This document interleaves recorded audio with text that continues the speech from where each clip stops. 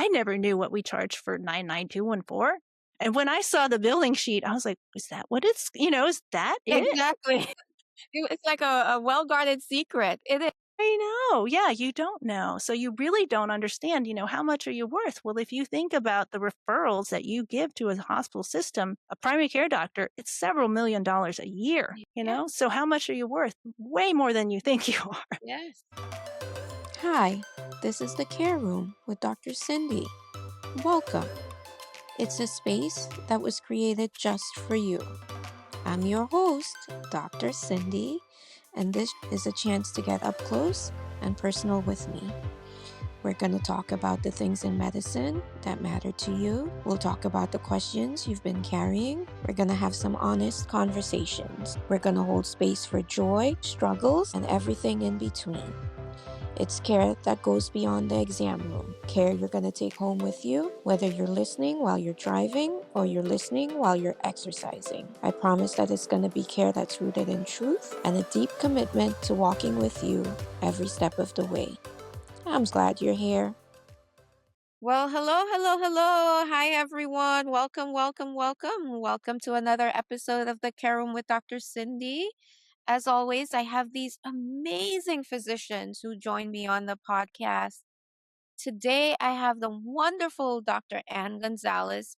She's joining me all the way from North Carolina, where she is very big in the direct primary care world. You guys know Dr. Cindy also has a direct primary care practice. And Dr. Ann Gonzalez is a huge part of that world. And we are so blessed and we are so grateful for her time today, where she's coming to shed some light on that, tell us all about herself and what she does and why she does it. Because most importantly, why you do what you do really matters. But yeah, she is part owner of Emerald Health Direct Primary Care down in North Carolina. But before I butcher anything or, mess things up, I'm just going to let her introduce herself. Thank you, Dr. Cindy, for having me. So I am Ann Gonzalez, family medicine doctor in Hickory, North Carolina, and I have been a DPC doctor since 2021. Can't believe Wow. it. I Yeah. know. Yeah. That Yes. was right after COVID, right? Like kind Yes. of, yeah. Yeah. And Amazing. like a lot of DPC doctors, Yeah. Yeah. after COVID. After COVID. So what made you make that jump? Can you tell us more about yourself and, how you Yes. transitioned into DPC? Yes, absolutely. So I have been in practice now for over 20 years. And initially I've been very lucky. I've not been employed by a hospital system ever. I feel pretty good about that. How did you manage that? Share your secrets. Just, I don't know, luck. The first one that I went to it was a family medicine practice and it was independent. It's still one of the very few uh, independent primary care practices in town.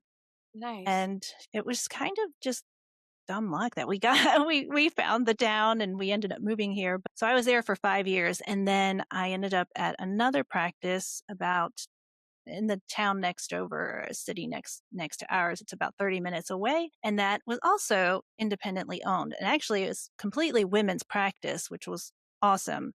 It was OBGYN and primary care. And the owner was wonderful. She started out just GYN, added OB, actually, no, added primary care and then OB. But it was a great practice. I can't, enough good about it. It really was a very good practice. But primary care there was, of course, not the biggest moneymaker. I mean, if you're comparing that to OB-GYN, procedures and delivering babies. So, but they, the patients loved it because it was kind of a one-stop shop. You had your baby stuff and GYN and primary care all in one place and patients loved it. So my partner and I, my current business partner was also a physician there and we had 3 mid-levels also. So after COVID, I think just like a lot of people, some of us very disillusioned with medicine Right. and just unhappy with, how things were going. And I used to tell my patients, because we had a lot of nurse practitioners coming and going. It was a little bit of a revolving door, and patients were upset. I mean, and rightly so, because they were always getting shifted to somebody new. But they'd say, "Oh, you're not leaving, are you?" And I would always say, "Well, like barring any catastrophe, like an earthquake, or I'm thinking like some earth shattering Yeah, kind of shattering. catastrophe." But and then it was COVID. Yeah. So yeah, so after that, so my partner, Dr. Rachel Kelly, and we'd been talking about kind of, what are we doing? What are we doing in medicine? How is this helping people? Because, we're seeing people in 15, 20, 25 minute, slots. And are they getting out of that, what we want them to get? How are they understanding? Are they taking in what we're saying as far as, making these lifestyle changes and exercise and diet and taking care of your mental health and all these things? And we just didn't feel like we were making a difference. Right. It's like they would come in when they're sick and because they need their medicines. Outside of that, it just didn't feel like we were making the impact that we wanted to make. And so one of our friends was actually starting her own DPC, and she was doing it. She was getting her MBA. So that was kind of her like final project, like her thesis Right. type Sure. Right. for her MBA, was opening up her DPC. And Rachel and I were talking about it like, wow, that's amazing. That is so cool that she's doing that, because I'd heard about DPC in 2013. It's 2013, 2014, something like that. There was Years before. yes, 7 or 8 years earlier, but there was a conference, annual AFP conference in North Carolina. And one of the doctors there gave a talk about his DPC. When you go to these conferences, especially when you're employed, and what you're doing is you are typing your notes and catching up. It's so Yeah. sad, right? It's So, and very it's not sad. just me. It wasn't just Been me. there, Like I done could it. Yes. see people, I see their screens. Like they're Yeah. doing their notes, which is terrible. But so, you're kind of typing. But then his talk, I was listening, I was paying attention. And I thought, wow, this is amazing. It sounds so wonderful to be able to take care of patients like that. But I had 3 young children, and my husband's a pediatrician. He's a partner in his practice. And I thought, there's no way I can't do this. We can't have two, kind of partners Right. in the household and have 3 young children. It's just not going to work. And so it kind of just in the back of my mind, just was like, oh, that's wonderful. Great for people who can do it. I don't think I can do it. And so when we were talking about DPC, it turns out that Rachel had also had very similar thoughts as well. She Okay. considered looking at a concierge practice and then kind of looked at DPC, and same thing. She has 2 children. They're younger than mine, and her husband's a physician as well. And so he works for a hospital. So Sure. like in administration. So again, also very, very busy.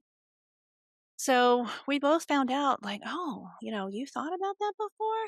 And we were kind of jokingly saying, oh, ha ha ha, wouldn't it be funny if we did that? Ha. And then after we took a beat and we were like, oh, you know what? We probably could. Good. We can I do love this. it. I love it. Yes. So we did. We had to, it was hard because I'd worked at that office for maybe, oh gosh, how many years? 13 years? Sure. A long time. And we had to tell them, we're leaving. And Right. because the physicians there are OB-GYNs, they could not supervise the nurse practitioners because they're not primary care doctors. And so they had to shut down the primary care side of the practice, which I see. was hard. It was, it was really hard because there were hundreds and hundreds of patients that had to Yeah. find a new primary care doctor. So we were very lucky because as they were shutting it down, there was Yeah. no non-compete. And honestly, they were like, please take these patients. Okay. So it worked you know, out. It worked yeah, out. it worked out. We did get a good amount of patients from our previous practice that followed us. And That's so a lot of good. them are still with us. Yeah. That's good. That's But that's how awesome. we got started, just Yeah. kind of jokingly. And then realize we became could your do thing. this. Yeah, yeah. Mm-hmm. So Yeah. I know you previously mentioned you also have an aesthetics part of the practice. Can you tell us Mm-hmm. how that part got started? Sure. Actually, my partner, I think she'd done like a sclerotherapy class before and had thought about doing aesthetics. But again, there's no time. There's no time to train. There's no time to actually do that in a primary care setting if you're an employed doctor, unless Right. that's all you do. You can't really squeeze that in a regular fee for service kind of practice. It had been on her mind, and she thought that she would want to do it. So if we got into the DPC, and about maybe 6 or 7 months in, because she'd been talking to me about it, I thought, you know what? Well, why don't I just take a few classes and see? And Yeah. so I did classes through, it's a company called Empire, and they're they're big in aesthetics education. Okay. And it's I would say more surface level, because these are very large classes, and it's these weekend kind of classes. So Right. like I would never go to these and then start injecting somebody afterwards.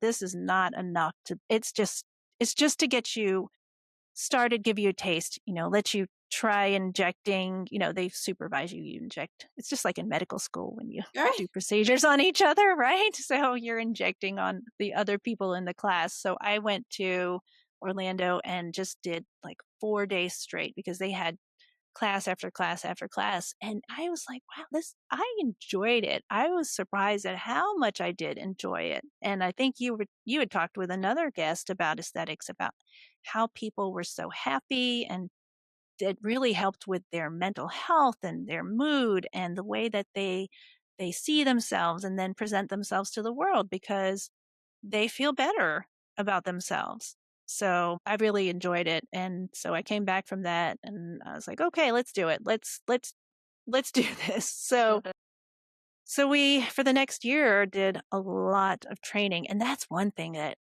honestly, because it has never been on my radar. Aesthetics was, I was just so busy, and it just hadn't been something that I was interested in. My mother, yes, she loves it, but I just was not, I barely would take the time, of course, to like even look in the mirror, at that point, because so busy with kids and work. And so, you Family. know, I just didn't really think about it. So honestly, I had no idea how much things cost. Yeah. And now, of course, I realize how expensive it is. And I understand when patients come in and they think, well, Botox is like maybe $100 or $200. No, it is very expensive. Yeah. And that's one thing we didn't, we realized it was expensive when we got into it, and we ended up spending I don't know, that first year with education, like $60,000 between the two of us I can for imagine. education. Yeah, I Yeah. can imagine. Yeah, It absolutely. was a lot. Yeah. So, but it was necessary. Yeah. Yeah. You And have it's an to. investment. It is investment. Yes, it is an investment. But yeah, you have to do that. And the one thing that we wish we had done really is talk to more people about opening an aesthetics Okay. practice. Because what we did, at the moment when we first started, we were subleasing a room from, it's just so funny. The woman who actually started the practice that we had left, she owned a med spa, Okay. and it was next door to the practice we had just left. My gosh. Yeah, so we would see everyone still. But Yeah. and so she was not fully retired, but she was on her way to retire. And so she was not doing much as far as aesthetics. She would come in for one day of Botox. She had staff, she had estheticians, she had a nurse helping her. So she had a lot of people helping her.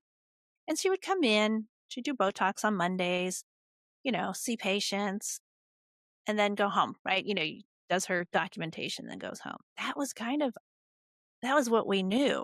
And so we thought, this is not bad. That sounds like fun. We can do this. We should have talked to more people. So if anyone comes up to me saying that they want to do aesthetics, I always tell them, really think about it. Think about why you're doing it. just the same as why would you do DPC? Right. Really think about your why, because it is cutthroat. Yeah. It's very competitive, and it is so different from DPC.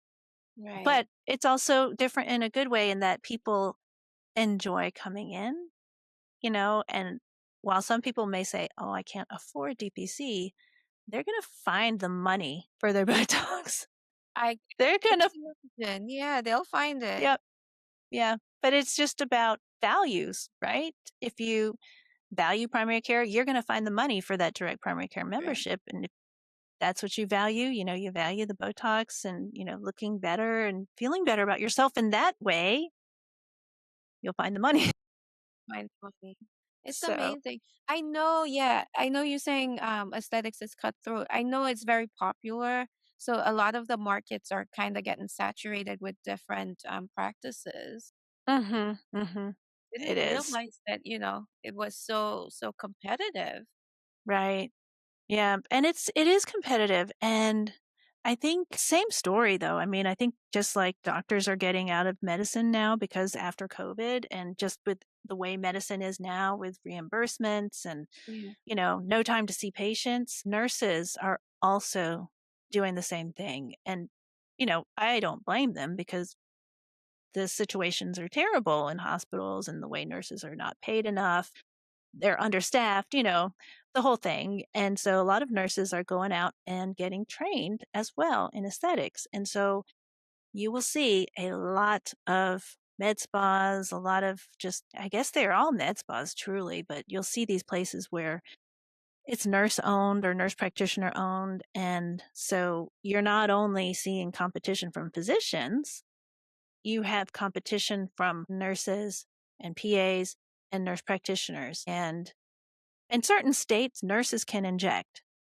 Like North Carolina is a state where nurses can inject. And so, I know of a couple of nurse practitioners who, I mean, they went to nurse practitioner school so that they could become aesthetic nurse practitioners and just go straight to that.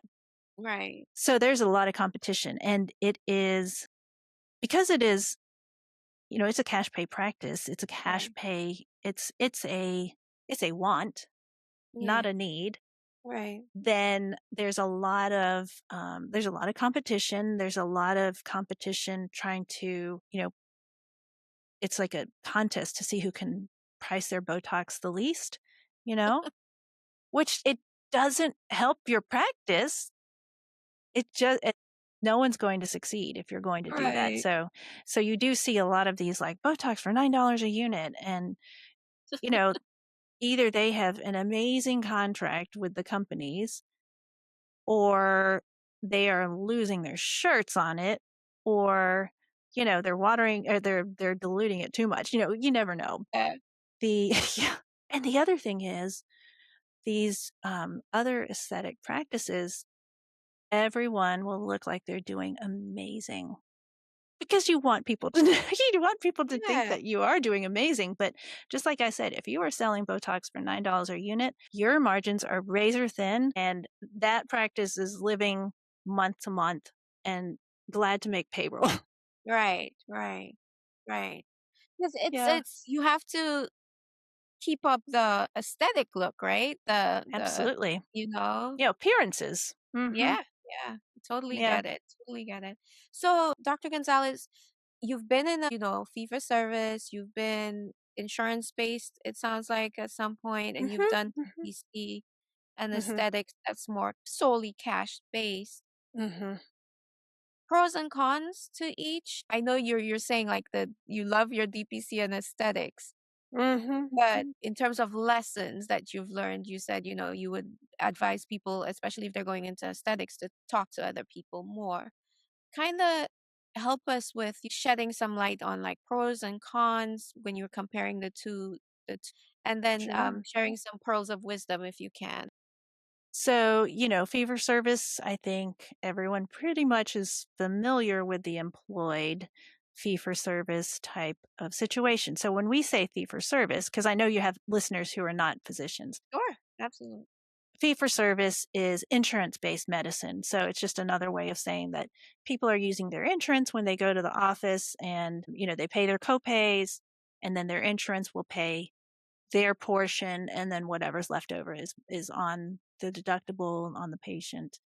So that is fee for service practice. So that's the world I was in for, I don't know, 15, 17, 18 years or something like that. And then direct primary care, of course, is cash pay. It's membership based medicine. So it's like a gym. So you pay the same amount every month. And just like a gym, if you go, wonderful, good for you. And if you don't, you still pay. I mean, I shouldn't say everyone, but most people understand, like they've been in that situation where they've signed up for a gym and they went for a couple months and then they kind of slacked off, but they're still paying because they're like, I'm New going Year's to go. resolutions. We are all geared up around this time of year, and then Exactly. years off Yes. later. But yes, so sort of like a gym. But if you come to see us regularly, that's wonderful. And in the times when you're well and you don't see us, then yes, you are still paying, but we're there for you, available by text, by phone, telehealth visits, portal messaging. That's kind of DPC in a nutshell. It's membership based medicine with better access and really a strong relationship with your doctor, because you have the time to build those relationships with people. And you know exactly what I'm talking about, Dr. Cindy. I do. Yes. And it's a wonderful way to practice medicine. It's really pretty much what everyone, I think, imagined medicine to be when they start, in college and in medical school, thinking about, okay, I want to be a Yep. doctor. It's the relationships. And that's why I did family medicine, because I do love the relationships with the families and the interactions with my patients. So yeah, so direct primary care is membership medicine, but it's really relationship based medicine. Yeah. So much. I can tell which one's your favorite. I can tell. I mean, fee for service, it is what it is, but our healthcare system Yeah. has flaws, and the regular system, I mean, I know not everyone can do direct primary care, but it's, sometimes even we have a hard time navigating the healthcare system as physicians. Yeah. So for people who aren't physicians, just how much harder is it for them to understand copays and deductibles and what does my insurance cover and what doesn't it cover? So yeah.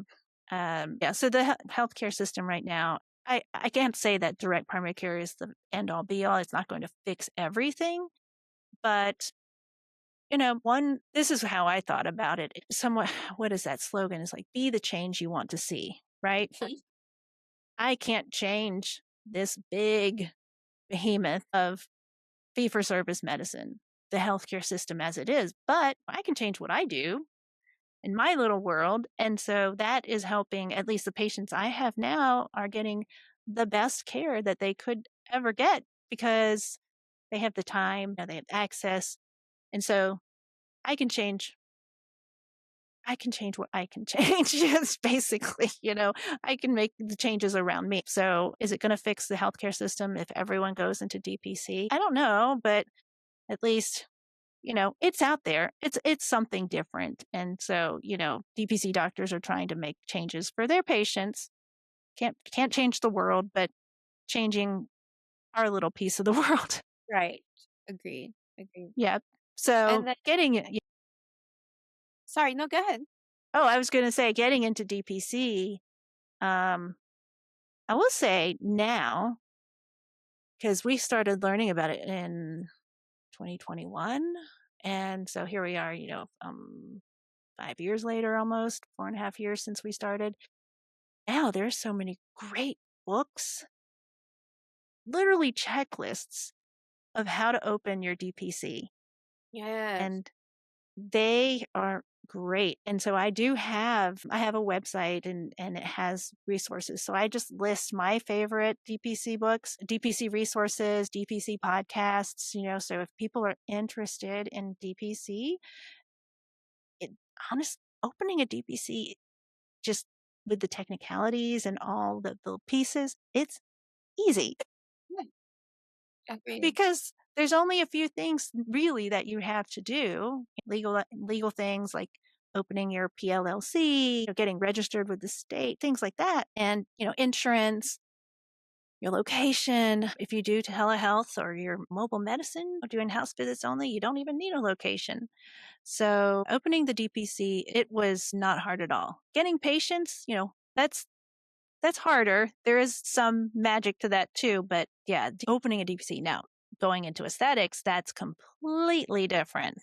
That's a completely different story. And that is, if you feel like you have a hard time promoting yourself as a DPC physician, and just try promoting yourself in the aesthetic space, it is Yeah. 10 times harder. It is so Yeah. much harder. Yeah. Yeah, thank you for that. And any words of wisdom for, people listening, docs listening, Mhm. who want to venture into the DPC world? Any words of wisdom? I know you've Yes. already given us wisdom for the aesthetics. Sure.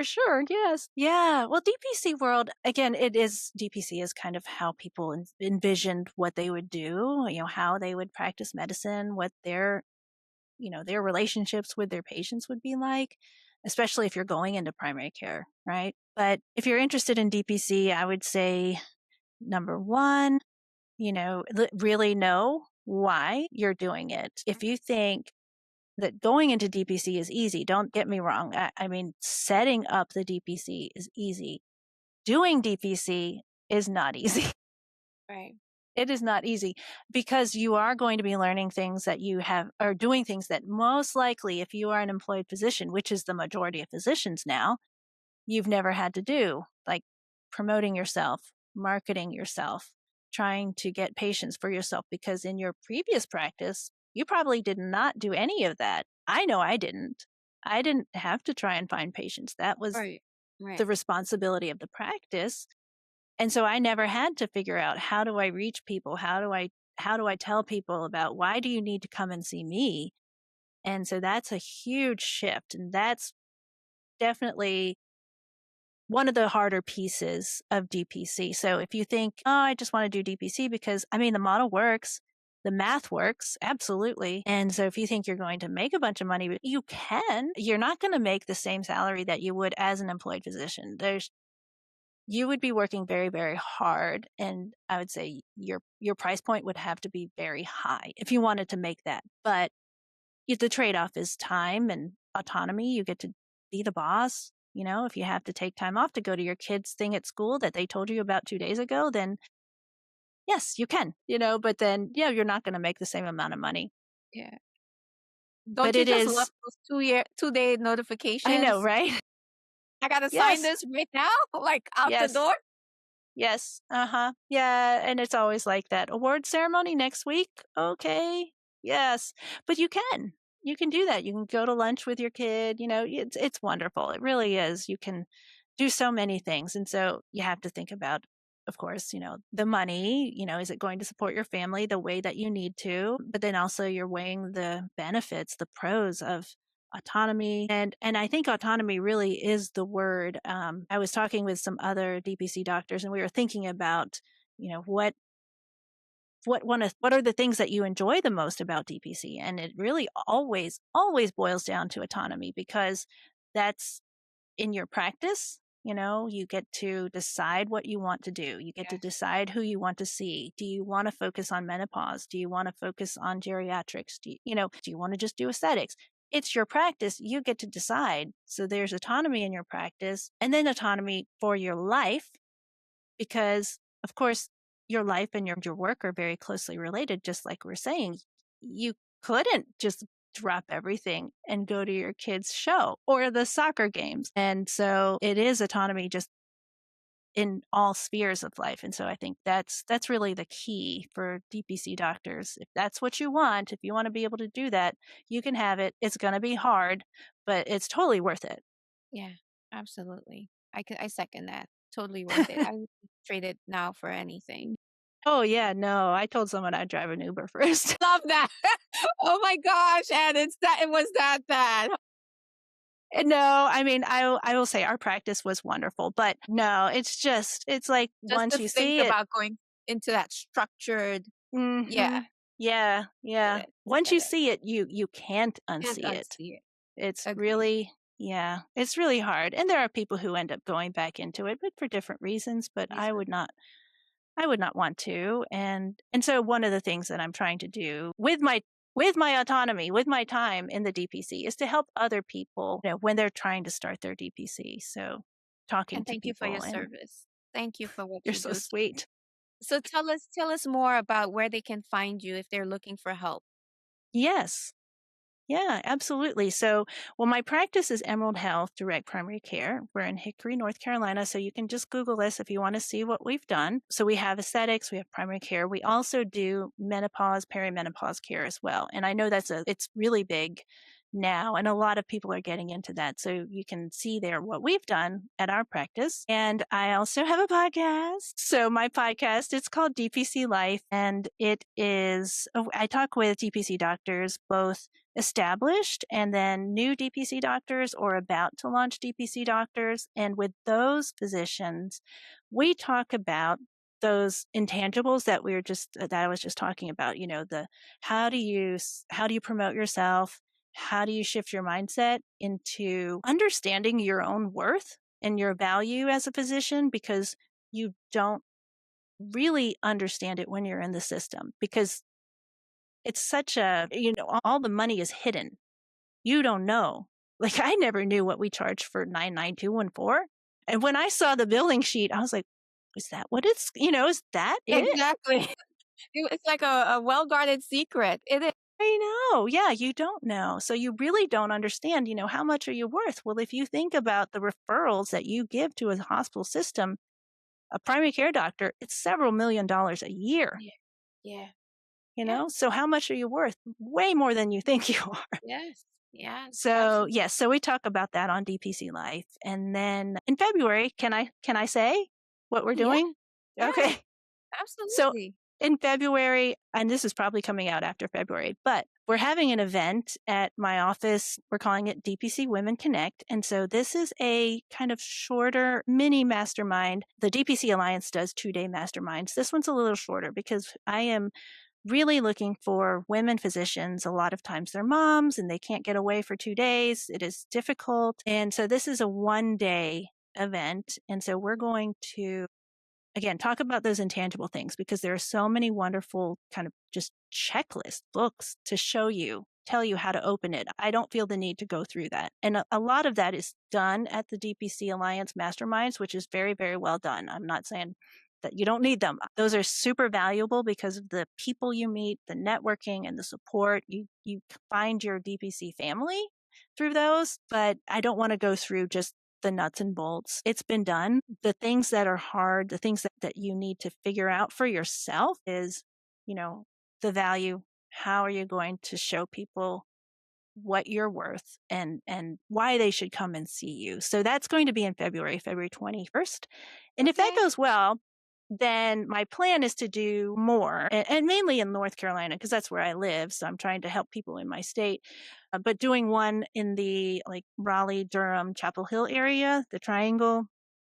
I did I guess it was a Zoom meeting a couple months ago for physicians who were interested in DPC. And I was shocked. There were like 25 doctors, Wow. all women doctors, and they were all physicians. It's a physician group that were interested in Yeah. DPC. So, yep. So that's my plan is, if this goes well, we'll go east and then go west.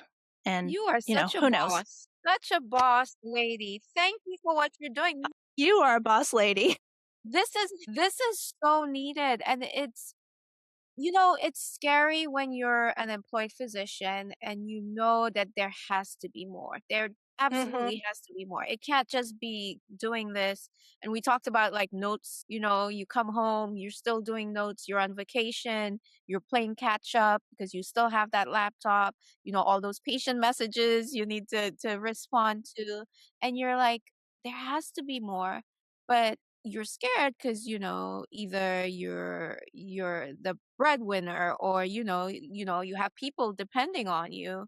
to Mhm. take that step. It's helpful to see people who've done it, people who are doing it and are happy, and they're talking about it and they're willing to share their journey. So that's what you are. You are that, billboard that, yes, this is possible. This is not how it's supposed to be. So thank you. Because I was there. I was there, Dr. Gonzalez. And it was, people like you speaking and, being vocal that there is something better. But you also have to be brave enough to take this step. Mhm. Uh, Mhm. Thank you Yeah. for what you're doing. Thank you for being that Thank you for having resource. me on. Yeah, thank you for, just putting it out there. And if I can help in any way, certainly I'm happy to help. But This is helping. Your podcast is helping. it's And such an honor to know you. Such an honor. you too, absolutely. So thank you So for on having me social on. media, I know you mentioned where we can Google your clinic. Any Yes. socials that we can find you on? Yes. So the podcast is DPC Life, all one word, on Facebook and Instagram. And then on YouTube, it's the DPC Life Podcast. I don't have TikTok yet. I'm on LinkedIn. Are you ready to dance, Dr. Gonzalez? No, no, no, no. The way I post is through my CRM. It's just one page and I just Okay. click, click, click, click. And so no dancing. It's all the same thing, but I post on everything and LinkedIn. I think I have Yes. 3 accounts on LinkedIn that I post on. So, you just post on everything. So there's no dancing, but I'm able to post everything the same. So, but yeah, the YouTube is fun. The YouTube is great. And then, and the podcast is on Spotify, Apple Podcasts, I don't know, a couple other ones, but those are the main Yes. ones. Yes. Great podcast. Great podcast. Thank you so Dr. much. Gonzalez, thank you so much for joining us. Guys, you've heard her. You know where to find her. Definitely check her out. She's doing great work in the DPC space. Like I said, check out her clinic. They do aesthetics as well if you're in North Carolina. As always, I'll have another awesome, awesome doc on with us next week. But until then, take care. Bye. Thanks for spending time in the care room today with Dr. Cindy. If you liked what you heard, please subscribe, share this podcast. I'm also on Facebook and Instagram. You can follow me there. Remember, you're not alone in this. There are doctors who do care. The information in this podcast is for educational and informational purposes only. It is not a substitute for professional medical advice, treatment, or diagnosis. Always, always consult your personalized healthcare provider for medical guidance.